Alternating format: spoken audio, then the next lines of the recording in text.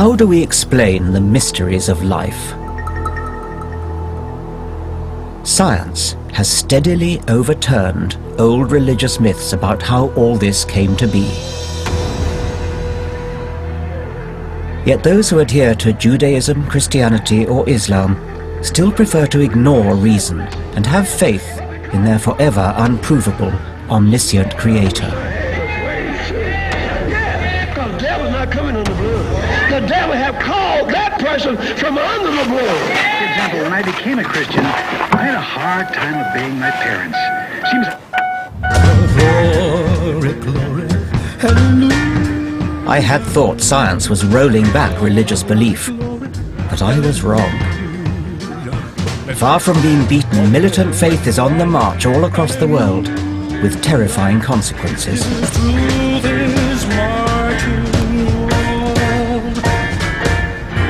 As a scientist, I'm increasingly worried about how faith is undermining science. It's something we must resist, because irrational faith is feeding murderous intolerance throughout the world. In this program, I want to examine two further problems with religion. I believe it can lead to a warped and inflexible morality, and I'm very concerned about the religious indoctrination of children. I want to show how faith acts like a virus that attacks the young and infects generation after generation. I believe in a lawgiver, a God right there, actually not behind it, right imminent here, right now. I want to ask whether ancient mythology should be taught as truth in schools.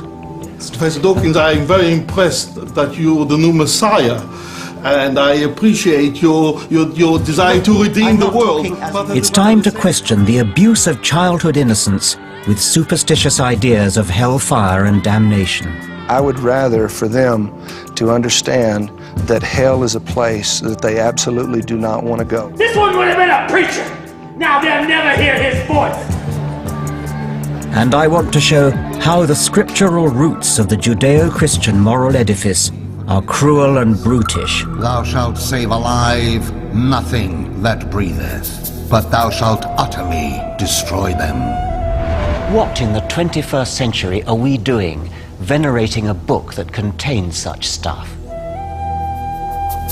Science weighs up evidence and advances. Religion is hidebound belief for belief's sake. It's bad for our children, and it's bad for you.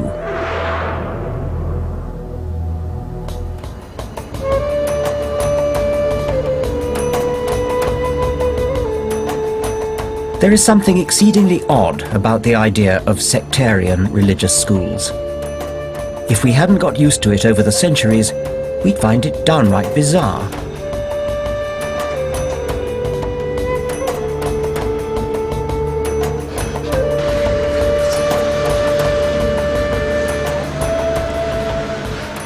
Sectarian education has proved to be deeply damaging. It has left a terrible legacy.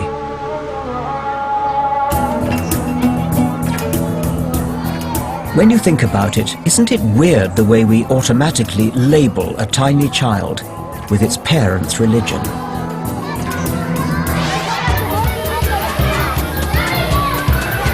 These are Jewish children. In another part of Jerusalem, we've seen Muslim children. In Northern Ireland, we have Catholic children, Protestant children, all going to separate schools. But what's so special about religion that it is allowed to label small children Catholic or Protestant, Jewish or Muslim? Nobody would categorize children by the political party their parents support, call them Tory or Labour children. We agree they're too young to know where they stand on questions of politics. So why is it not the same for where they stand on the cosmos and humanity's place in it?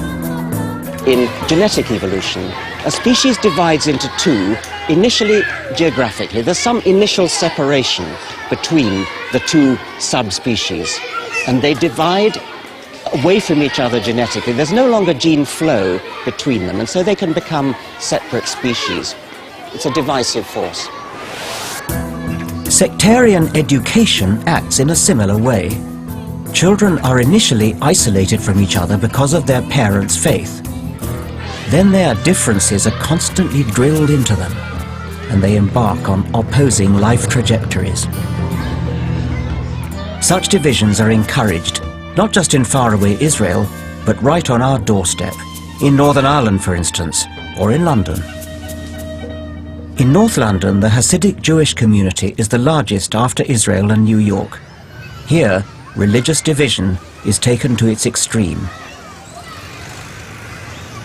These ultra-Orthodox Jews only marry within their sect.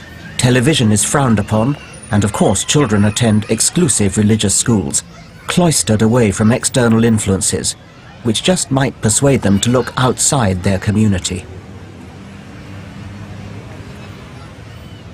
I want to find out why these children are being segregated, and whether their culture allows them to open their minds to reality. Hello? Hello. Rabbi Gluck. Nice to meet you. I'm Richard Dawkins. How do you do? Thanks, God, fine. Nice to meet you. Please come in. Good, thank you very much.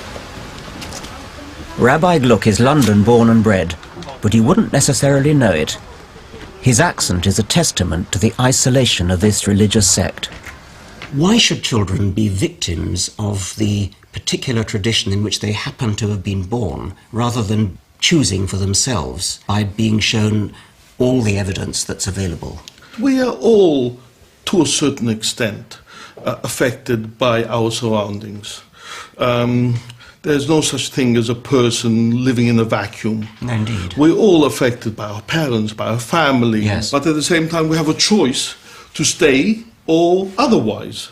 I think it's important for a minority to be able to have a space where it can express itself, where it can learn about itself. Well, couldn't you preserve the customs, the traditions, the history, without somehow imposing upon the children views about the universe which modern science would say are simply false?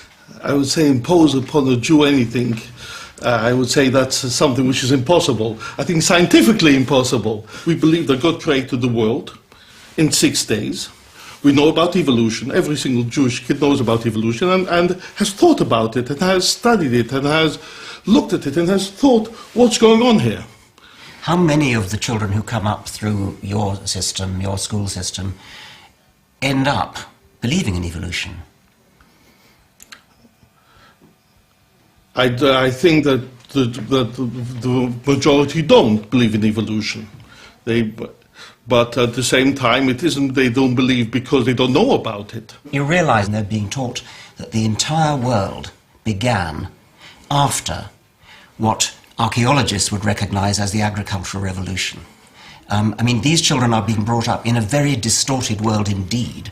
I worry about children being victims of this kind of what I can only describe as miseducation.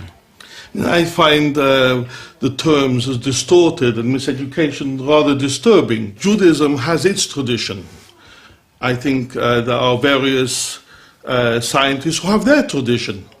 It's still called the theory of evolution. Well, it's called that, but that's in a very technical sense. But still, it's called that, and it's not called the law of evolution. Well, I will call it the fact of evolution. And you're a fundamentalist believer. No, I'm not a fundamentalist believer. The age of the Earth, 5,000 years. I mean, that is, I'm sorry, Rabbi, that is ridiculous. Of course, Rabbi Gluck is right that it's important for us to learn about our own background. But what upsets me is that in pursuit of that, these innocent children are being saddled with demonstrable falsehoods. And this is not just a problem of the Jewish minority. There's pressure from an increasing number of faith schools of other religions to put scientific fact on a par with primitive creation myths.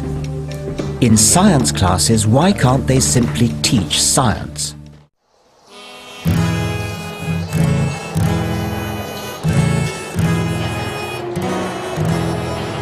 We live in the shadow of a religiously inspired terror in an era when science has plainly shown religious superstitions to be false.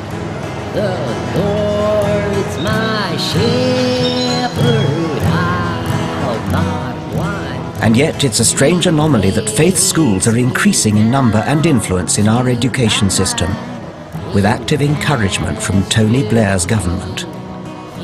There are already 7,000 faith schools in Britain, but the government's trust reforms are encouraging many more.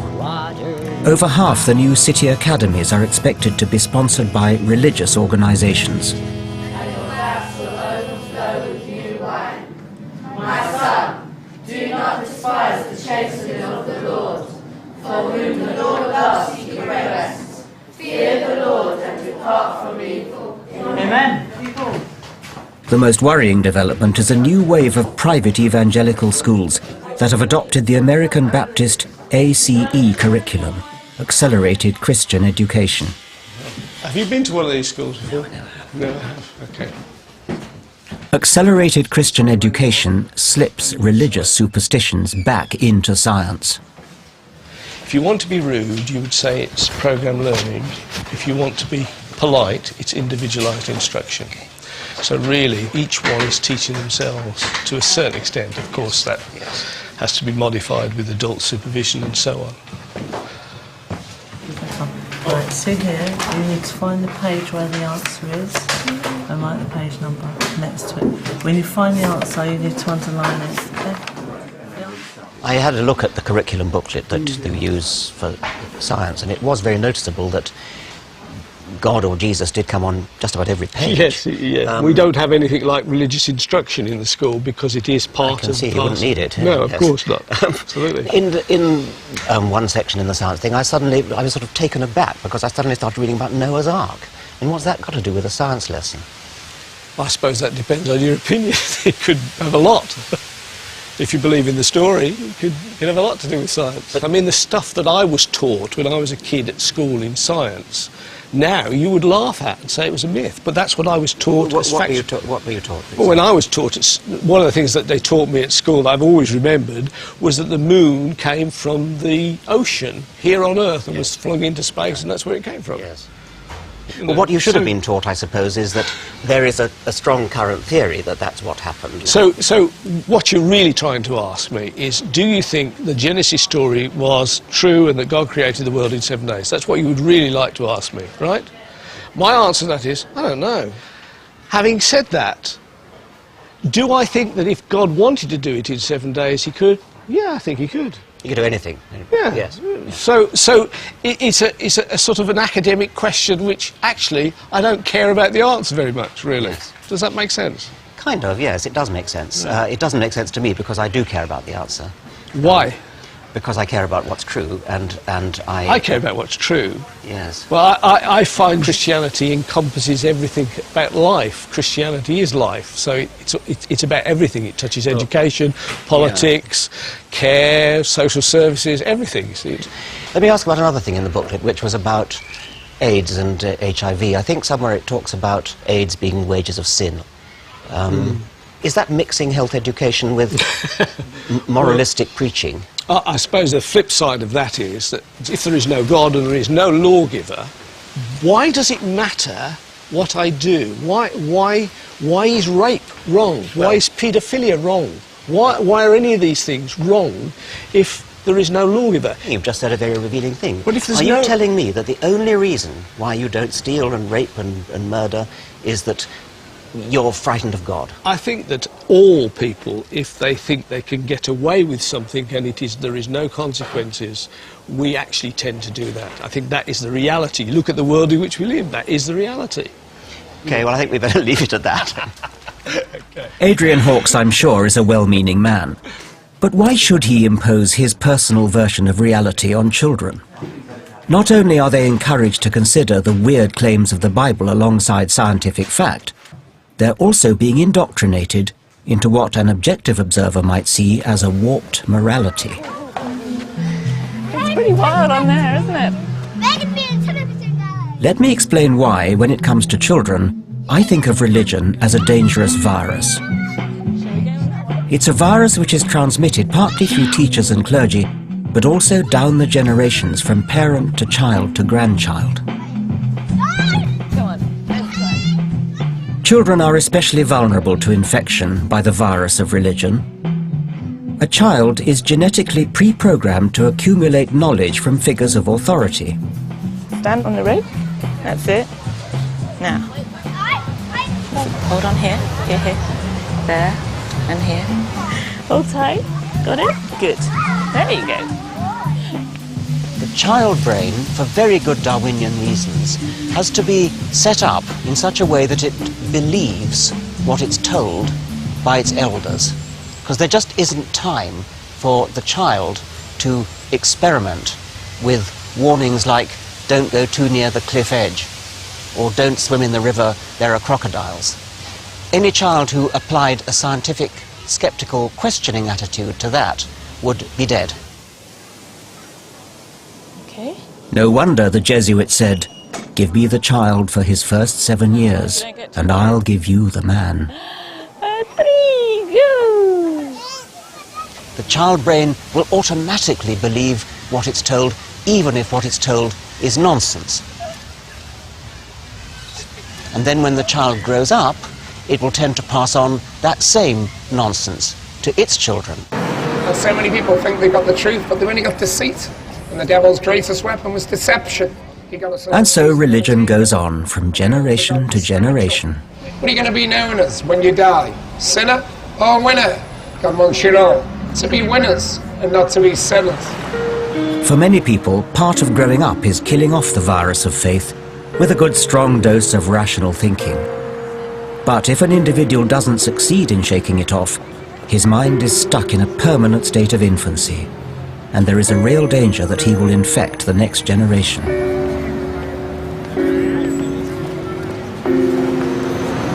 I'm going to meet someone who has experienced religion as child abuse firsthand. Jill Mitten. Oh, hello. I'm Richard Dawkins. Hello, Richard. How do you do? Jill Mitten was brought up in a strict Christian sect. Yeah.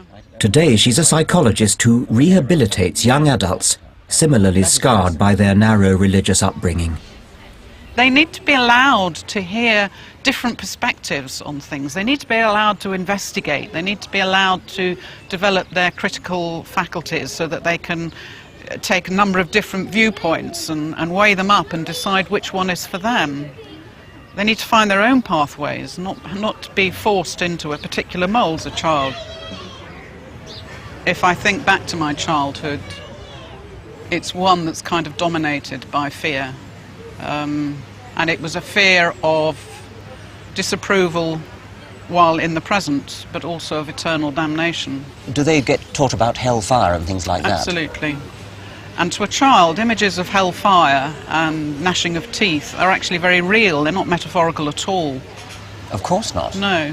If you bring a child up and discourage it from thinking freely and making choices freely, then that's still, to me, that is a form of mental abuse or psychological abuse. Or if you tell a child that when it dies it's going to roast forever in hell. That is abusive, yes.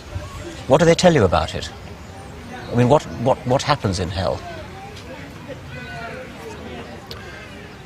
It's strange, isn't it? After all this time, it still has the power to affect me when you ask me that question. Hell is a fearful place. It's complete rejection by God. It's complete judgment. There is real fire. There is real torment, real torture. And it goes on forever. So there is no respite from it.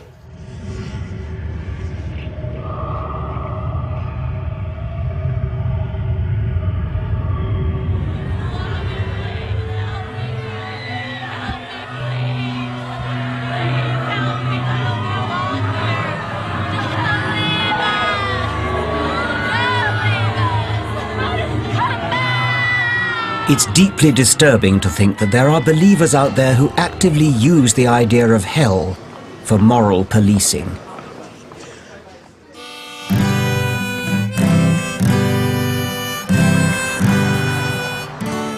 In the United States, Christian obsession with sin has spawned a national craze for hell houses, morality plays come Halloween freak shows, in which the evangelical hobby horses of abortion and homosexuality are literally demonized. Come on in. Chrissy, be still. This was your choice. Good job, guys.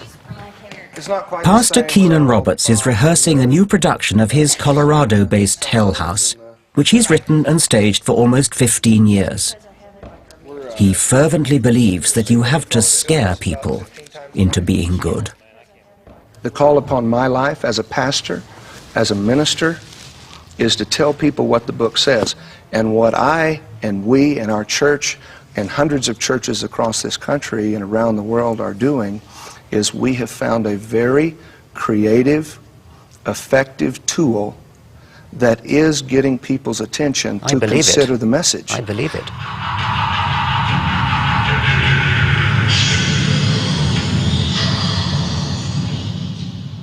We want to leave an indelible impression upon their life that sin destroys. Every scene preaches the truth that either sin destroys or Jesus saves. You weren't gonna hurt me! You're hurting me! Chrissy, it's only a medical procedure. No! No, I changed my mind! It's just too bad I wasn't there the night you were born. Good. If this is a rehearsal, think how horrific the full production must be. I presume you have a cut-off age for the tour. I mean, no children below an age of... So, what is your cut-off age? Well, over the years of having audiences and people go through this, we have come to the decision that the best age for young people is really at 12. You see, killing babies is such a wonderful choice. It's so convenient. Would it worry you if a child of 12 coming to see your performance had nightmares afterwards? Or would you like that? I would like for their life to be changed, no matter what.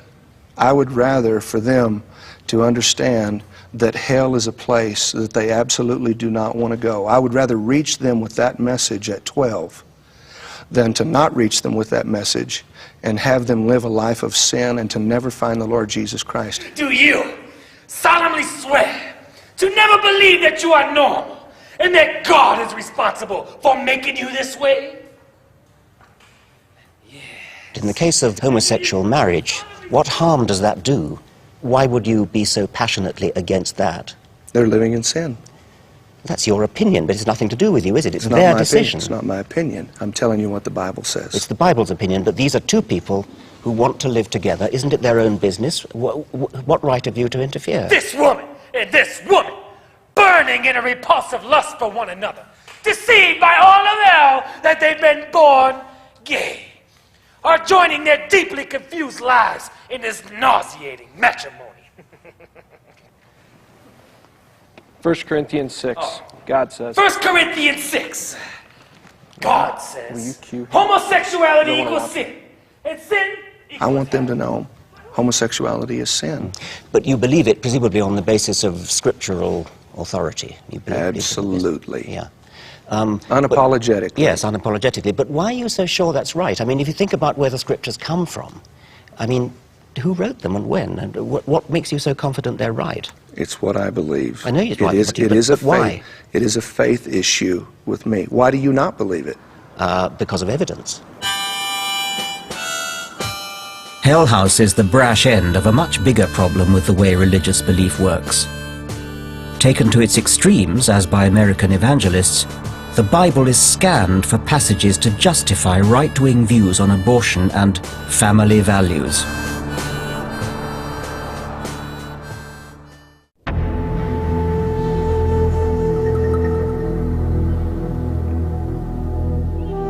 It's not so bad, surely, to believe in moral codes handed down to us from the good book.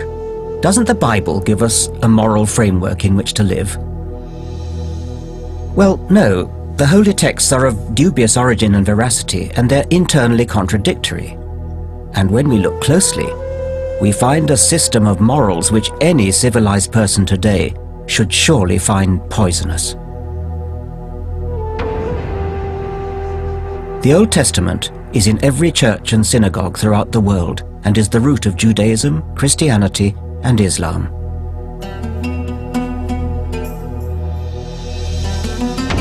If your brother, the son of your father or of your mother, or your son or daughter, or the spouse whom you embrace tries to secretly seduce you, saying, "Let us go and serve other gods." This is God's advice on what to do to a friend or family member who suggests you believe in another deity.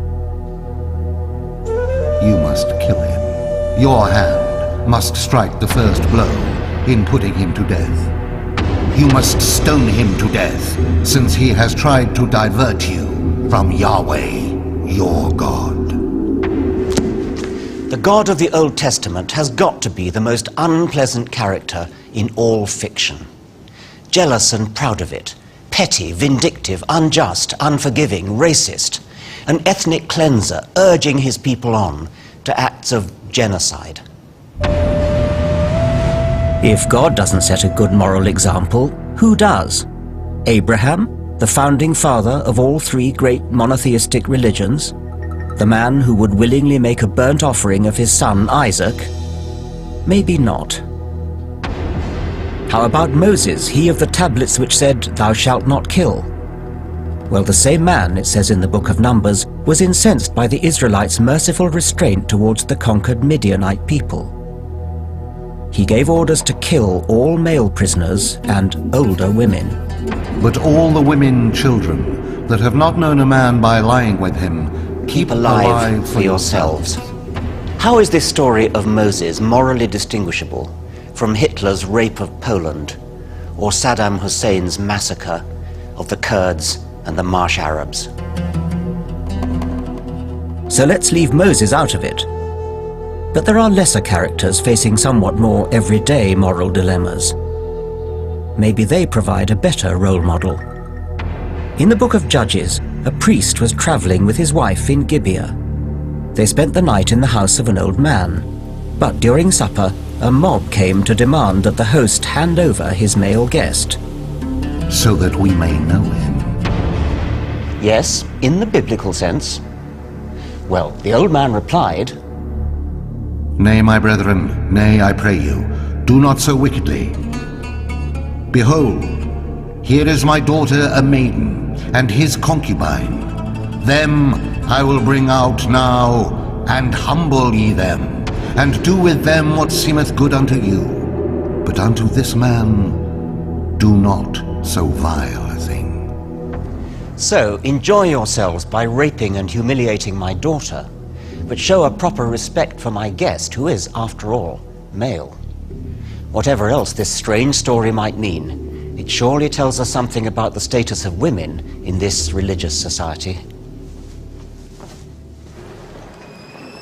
Now, of course, nice Christians will be protesting. Everyone knows the Old Testament is deeply unpleasant. The New Testament of Jesus, they claim, undoes the damage and makes it all right. Yes, there's no doubt that from a moral point of view, Jesus is a huge improvement, because Jesus, or whoever wrote his lines, was not content to derive his ethics from the scriptures with which he'd been brought up. But then, it all goes wrong. The heart of New Testament theology, invented after Jesus' death, is St. Paul's nasty sadomasochistic doctrine of atonement for original sin.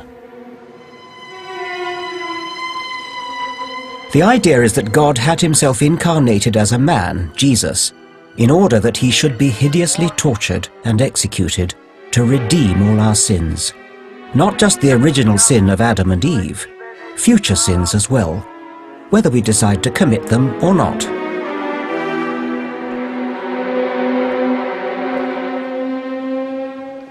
If God wanted to forgive our sins, why not just forgive them? Who is God trying to impress? Presumably himself, since he is judge and jury, as well as execution victim. To cap it all, according to scientific views of prehistory, Adam, the supposed perpetrator of the original sin, never existed in the first place. An awkward fact, which undermines the premise of Paul's whole tortuously nasty theory.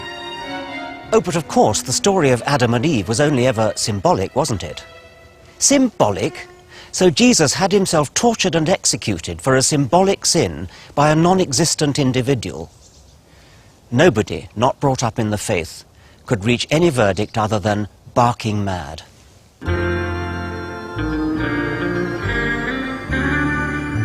The strange theology and questionable texts wouldn't matter but for the unfortunate fact that there are people out there who really believe this stuff is the Word of God and act on it, challenging progressive values and the rule of law.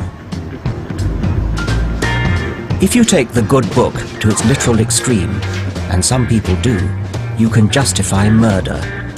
In 1994, the Reverend Paul Hill shot and killed Dr. John Britton outside his abortion clinic in Florida. In 2003, Hill was executed for murder. But he went to his death, claiming his actions were backed by Holy Scripture.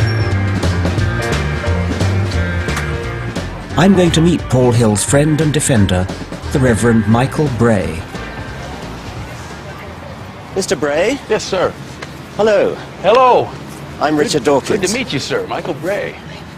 On what moral basis can he, as a Christian, defend a self-professed cold-blooded killer?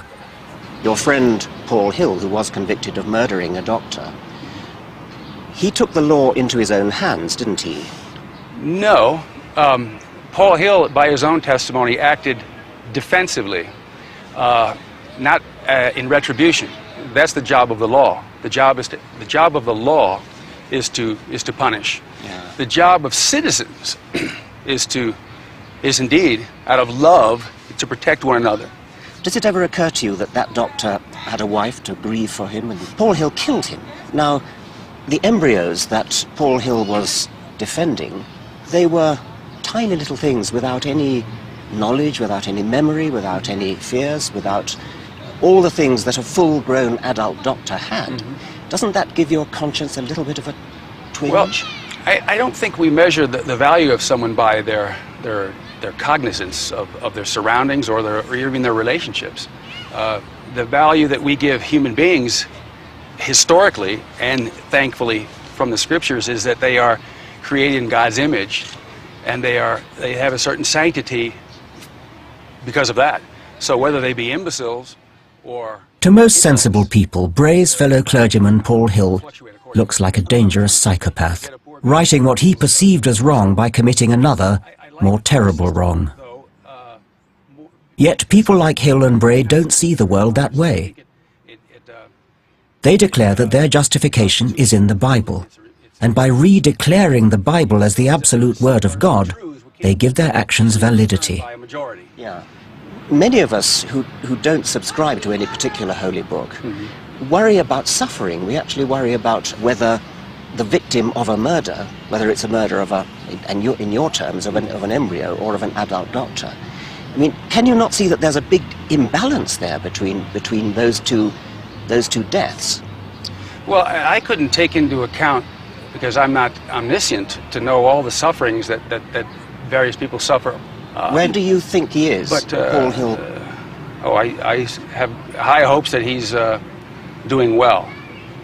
You think he's in heaven? Yes. You think Jesus approves of murdering doctors? I think that he said that we're to love the children just as we love others. Suffer the little children to come to me. I reckon I have a fairly strong moral conviction as well, but I'm not that confident. I wouldn't actually go and kill somebody for the sake of my morality. How can you be that confident?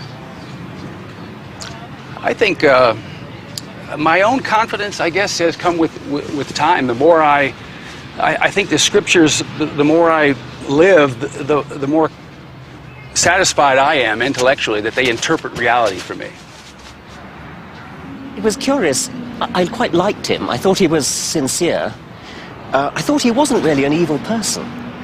And I was reminded of a quotation by the famous American physicist, Steven Weinberg, Nobel Prize-winning theoretical physicist.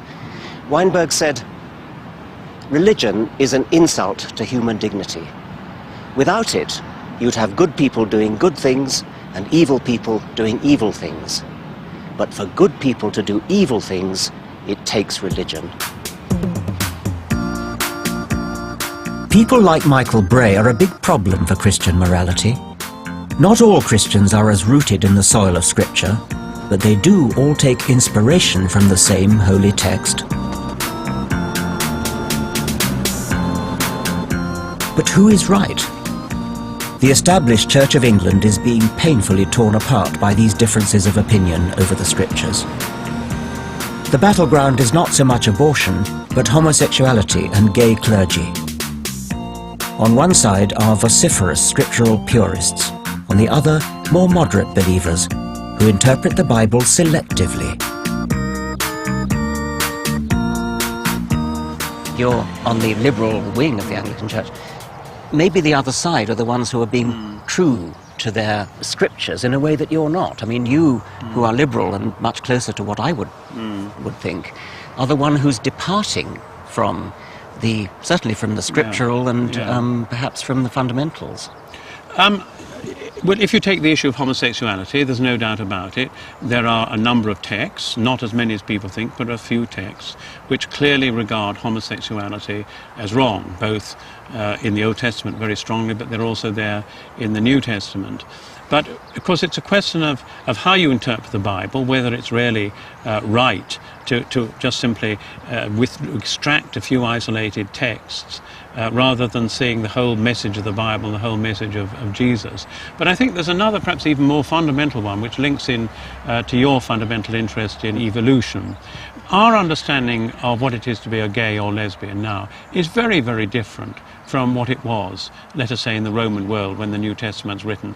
They thought it was purely a matter of choice. We now actually know that a significant percentage of people are predominantly attracted to members of their own sex. So it's a question of the changing facts as well as a changing understanding of how the Bible should be interpreted. This, of course, is all music to my ears, but I'm kind of left wondering why you stick with Christianity at all, therefore. And maybe some of the fundamentalists might say just that to you. I think that moderates need to be passionate both about their religious beliefs and about rationality. And it's possible to be a passionate moderate. It's much more... Some say that while religious fundamentalists betray reason, moderate believers betray reason and faith equally. The moderates' position seems to me to be fence-sitting. They half believe in the Bible, but how do they decide which parts to believe literally and which parts are just allegorical? I take it that as an Anglican bishop, you wouldn't deny miracles, and I think you ought to be consistent with what you've just been saying. I think if God was doing miracles the whole time, then we would live in an Alice in Wonderland type of world. It would be unpredictable, and you and I wouldn't be able to have a rational conversation. Yeah. It's almost though you think there's a kind of ration of miracles which mustn't be exceeded, or we get into we can't say what that ration is. If miracles were happening all the time, whenever we wanted them to happen, then human life as we know it couldn't exist. And what about sort of really big miracles like the virgin birth? What do you think about that? I don't think that it's on a par with the resurrection, for example. I mean, I actually do believe that the resurrection of Jesus from the dead is absolutely fundamental to Christianity in a way that I don't believe the virgin birth is. It seems to me an odd proposition that we should adhere to some parts of the Bible story but not to others. After all, when it comes to important moral questions, by what standards do we cherry-pick the Bible? Why bother with the Bible at all if we have the ability to pick and choose from it what is right and what is wrong for today's society?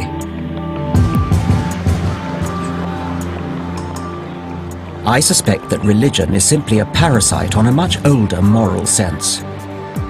I want to examine how science reveals the true roots of human morality. Morality stems not from some fictional deity and his texts, but from altruistic genes that have been naturally selected in our evolutionary past.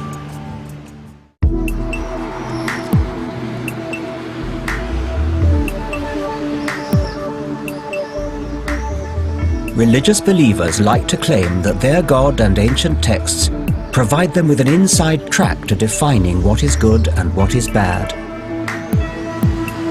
But it is surely far more moral to do good things for their own sake, rather than as a way of sucking up to God. Our true sense of right and wrong has nothing to do with religion. I believe there is kindness, charity, and generosity in human nature. And I think there is a Darwinian explanation for this. Through much of our prehistory, humans lived under conditions that favored altruistic genes. Gene survival depended on nurturing our family and on doing deals with our peers. The "I'll scratch your back if you scratch mine" principle. I don't think we need religion to explain morality, and if anything, it just gets in the way. Morality is a lot older than religion. Humans have an innate moral sense, or a range of moral senses, that you can think of as sophisticated versions of the kind of social instincts you see in chimps and other social species. What sort of morality or proto-morality would you expect to find in a chimpanzee troop? We find that they live in family groups. The mothers look after their kids. They work in teams, and also chimps are particularly good at competing for status through what's been called public service. So they compete for status not just through brute force, but by being good leaders, by intervening to settle disputes. What are the main evolutionary reasons for cooperating and being altruistic? Working together often produces mutual benefits for those that are involved. So you can often just do better by working in a team than you can by working by yourself.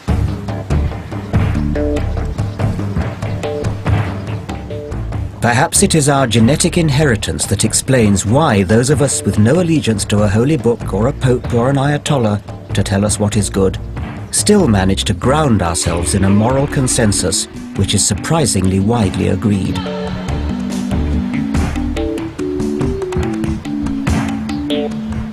As social animals, we've worked out that we wouldn't want to live in a society where it was acceptable to rape, murder, or steal. We have a moral conscience and a mutual empathy, and it is constantly evolving.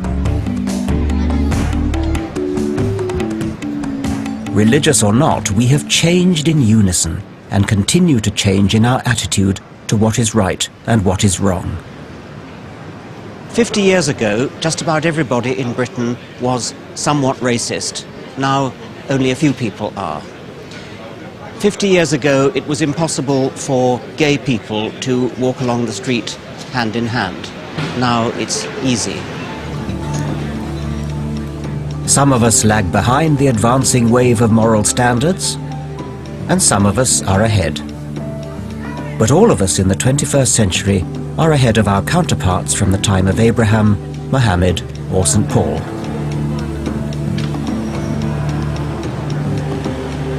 The progressive shift often emerges in opposition to religion. It's driven by improved education and then expressed by newspaper editorials, television soap operas, parliamentary speeches, judicial rulings, and novels. I guess my starting point would be the brain is responsible for consciousness, and we could be reasonably sure that when that brain ceases to be, when it falls apart and decomposes, that'll be the end of us. From that, quite a lot of things follow. I think especially morally, we are the very privileged owners of a brief spark of consciousness, and we therefore have to take responsibility for it. You cannot rely, as Christians or Muslims do, on a world elsewhere, a paradise to which one can work towards and maybe make sacrifices, and crucially make sacrifices of other people. We have a marvelous gift, and you see it develop in children, this ability to become aware that other people have minds just like your own and feelings that are just as important as your own. And this gift of empathy seems to me to be the building block of our moral system. I profoundly agree with you, and I've always felt that one of the things that's wrong with religion is that it teaches us to be satisfied with answers which are not really answers at all.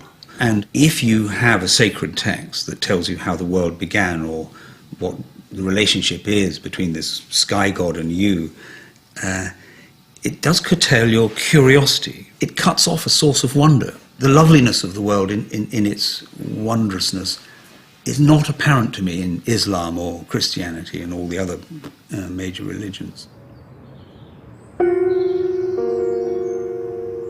To an atheist like Ian McEwan, there is no all-seeing, all-loving God who keeps us free from harm. But atheism is not a recipe for despair. I think the opposite. By disclaiming the idea of a next life, we can take more excitement in this one. The here and now is not something to be endured before eternal bliss or damnation. The here and now is all we have, an inspiration to make the most of it. So atheism is life-affirming in a way religion can never be. Look around you. Nature demands our attention, begs us to explore, to question. Religion can provide only facile, ultimately unsatisfying answers.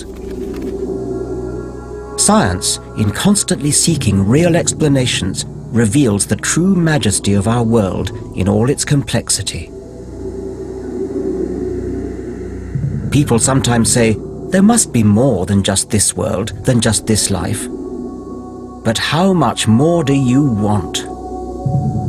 We are going to die, and that makes us the lucky ones. Most people are never going to die because they're never going to be born. The number of people who could be here, in my place, outnumber the sand grains of Sahara. If you think about all the different ways in which our genes could be permuted, you and I are quite grotesquely lucky to be here. The number of events that had to happen in order for you to exist, in order for me to exist. We are privileged to be alive, and we should make the most of our time on this world.